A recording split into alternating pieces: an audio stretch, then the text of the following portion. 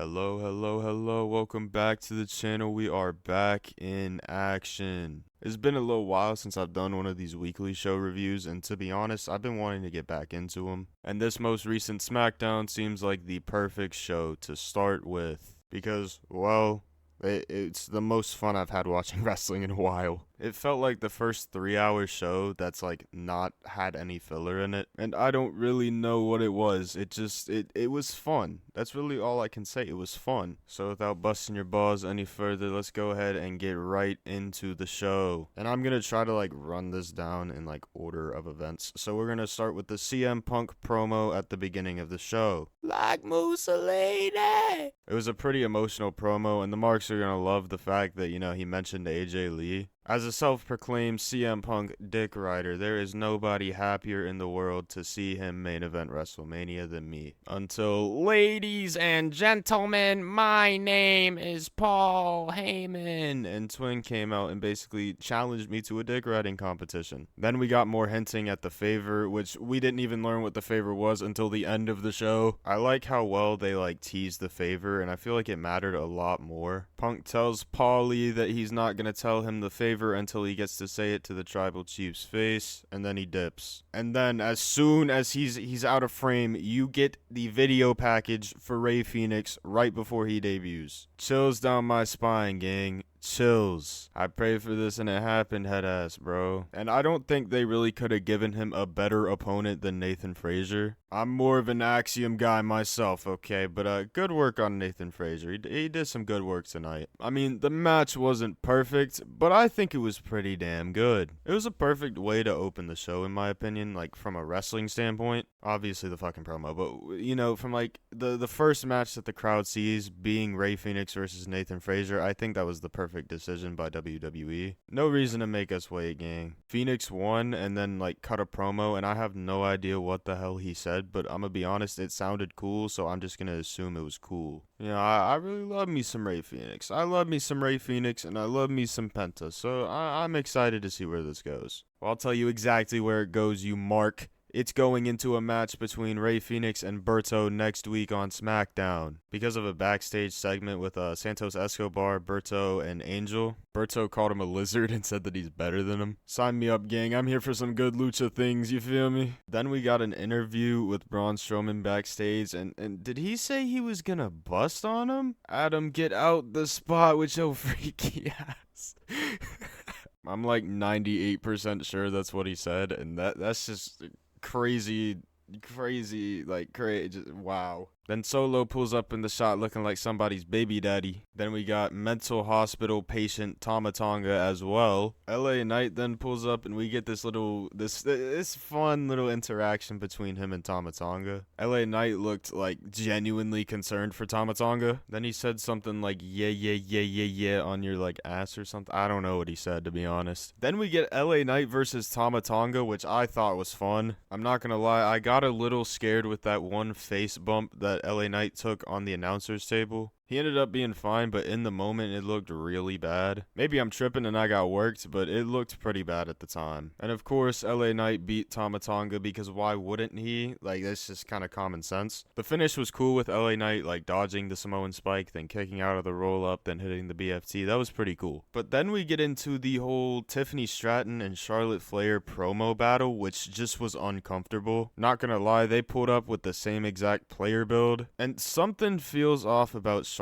I don't know what it is, but something feels off about her. I hope she's okay, because I don't know what it is. Am I tripping, or do y'all feel that way? And apparently, according to the dirt sheets, it's the dirt sheets, so don't take it with too much validity. But apparently they went off script, which if that's real, yeah, you can tell they weren't really holding back any punches. This segment felt awkward and messy, and Ric Flair came up, Nepo baby, Charlotte's old alcoholism, just a whole bunch of stuff. Shorty compared Charlotte's WrestleMania record to her divorce ratio. No. And Charlotte's little, that's why Kaiser's in my DMs thing, that didn't hit like she thought it would, not gonna lie. I feel like these boos are shoot getting to her. I never thought I'd see the day where Tiffany Stratton got messy on live television in a promo battle. Life is crazy. Can we get more of this Tiffany? Like, can we get more of this out of her, please? This Tiffany is awesome, even if she stuttered on her words a little bit like I do. Give us more of this. She looks like a high school bully. Let her be a high school bully. I won't lie, it was a little bit uncomfortable watching. It felt weird. Maybe, once again, I'm getting worked. I don't know. An 0-3 marriage record is insane. They were also dressed the exact same way, so it was kind of hard to take this seriously at first. But you bet your sweet ass they made it serious. I'm actually excited for this match right now. I am extremely excited. I hope they don't disappoint me. Then we got the number 1 contenders tag team title match in which the greatest tag team of all time won. Is this going to be like a 6-team at Mania, a 3-team, or is it really just going to be a 2-on-2? I don't think it's going to be a regular tag match. It can't be, right? The match itself tonight was quite good, and I enjoyed the finish a lot because it was different. Then backstage, we got a pretty deadly and apparently a quote-unquote mellow don't Miz segment. That team name is horrible. Mello made a pretty lame Chicago Bears joke, and then Pretty Deadly called the Miz Leonardo DiCaprio. And that's not true because Carmelo is above the age of 25. Leonardo DiCaprio only goes for below the age of 25. Are you stupid, Pretty Deadly? I gotta stop being such a hater. That joke definitely hit. Trying to put myself over on my own channel. Golly. Then after that, we got into the Naomi and B-Fab match, which wasn't really, I mean, it was a match, but it wasn't really a match because before the match, Jade Cargill attacked her before the match. I'm going to say match a bunch of times. Then Naomi got to the ring to start the match, and then during the match, she decided that she was going to defeat B-Fab. She won the match, and then after the match, Jade Cargill attacked her after the match. Is your day ruined yet? Match, match, match. On a real note, B-Fab is great, and I hope she starts winning some matches soon. On another note, I don't know if I like Naomi's new finisher or not. I think I do, but I'm not completely sure yet. And bro, I really thought we weren't gonna get a Mania match between the two, but we do. Thank the Lord, Papa H, you gave us the Jade versus Naomi match. Then after this, we end up going to a vignette by Damian Priest where he basically says that he's going to make Drew McIntyre a victim. Please, Damian, elaborate.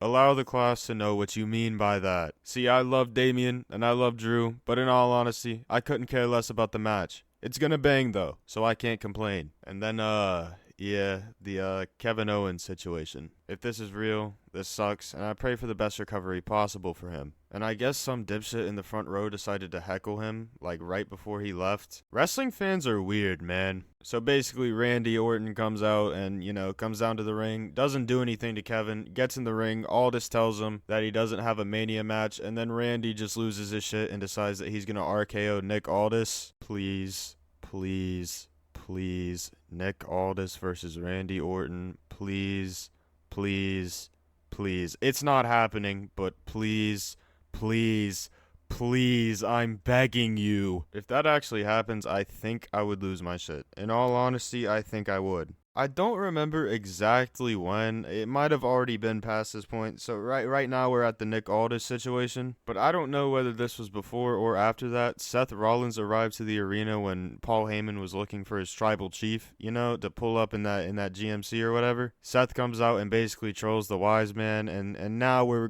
gonna get a 4-person segment in the main event, basically. I'm repeating my words a lot, and I don't like that too much. Oh, and also there was a women's tag team gauntlet match that was announced, and the winner's gonna face Liv and Raquel at Mania. And I have one serious question. Why is Lyra in it? And why is she teaming with Bayley? Aren't they supposed to have a friendly beef over the IC title right now? This is coming from a Lyra Valkyria truther, so I just want to see her succeed, and she's not being put in the position to succeed as IC champion right now. Maybe I'm tripping, I don't know, but she really has no business being involved in the women's tag team title scene. But enough complaining, because I get my favorite form of wrestling. I get to see 2 big meaty men slap meat. Braun Strowman and my favorite wrestler in the world, Jacob Fatu, just had a last man standing match, and in all honesty, I loved every second of it. I have a guilty pleasure. My guilty pleasure is watching huge men just fight each other and just like, hit each other a bunch. Jacob won, and now Jacob's finna get a match against LA Knight for the US title, I think. I wonder how they're gonna book that one. I really don't know. Is that gonna be where Solo and Jacob implode? Maybe I'm just stirring the pot for this little Samoan drama, but is that gonna be where that happens? Alright, enough fanficking about Samoans, because we gotta talk about more Samoans. Well, one, because it's the favor promo. We get to figure out what the favor is. Main event.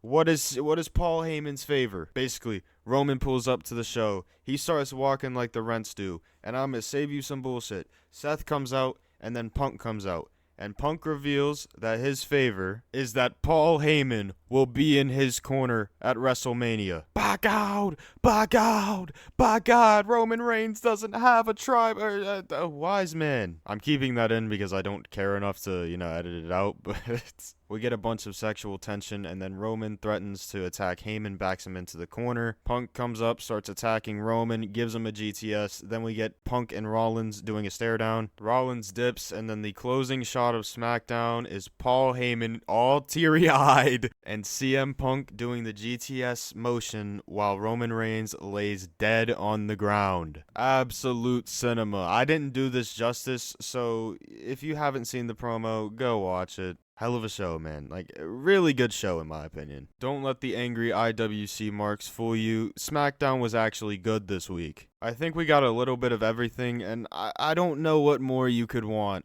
in all honesty. Especially, like, having a 3-hour show, making every moment valuable. I think it was a great show. Still, some stuff don't make sense, but that's neither here nor there. If y'all want to see me do more weekly show reviews, just let me know. I'm just having a lot of fun.